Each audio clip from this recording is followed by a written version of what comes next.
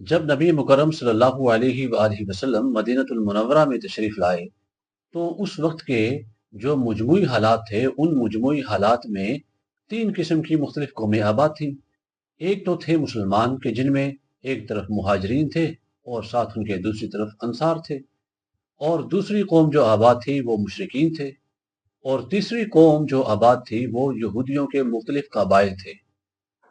جو مسلمانوں کی پہلی جماعت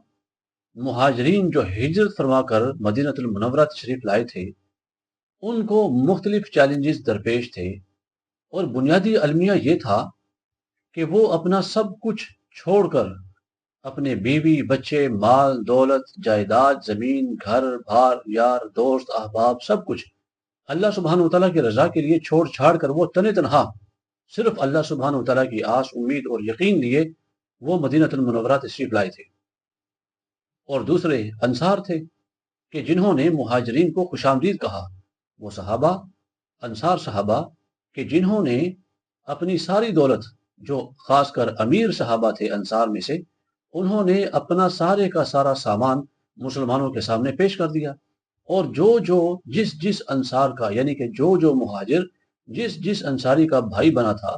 تو انصاری اسے اپنے گھر میں لے گیا اور اس کے سامنے اپنی ساری جائیداد اپنا سارا مال متاع اس کے سامنے پیش کر کے کہنے لگا کہ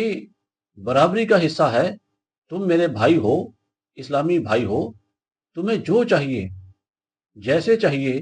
تم برابری کی بنیاد پر تم میرے مال میں سے اپنا حصہ لے لو۔ مگر دوسری طرف بھی غیرت حمیت یہ زندہ تھی، اور کسب حلال کا جو ہے وہ شوق تھا، تو غیرت نے گوارا نہ کیا۔ تو بہت سارے صحابہ ایسے تھے کہ جو انصار صحابہ سے کہنے لگے کہ نہیں، آپ ہمیں بازار کا رستہ دکھائیے، جو تو بیچارے مجبور تھے، لاغر تھے، تو انہوں نے تو مجبوری میں یہ احسان قبول کیا، اور جو یہ سمجھتے تھے کہ وہ خود نکل کر باہر محنت کر کے کسب حلال کما سکتے ہیں،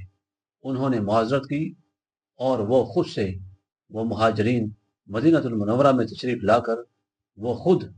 اپنے کسب حلال کا بندوبست کرنے لگے۔ تو مدینۃ المنورہ میں جو پہلی قوم یعنی کہ مسلمانوں کی قوم آباد تھی، دونوں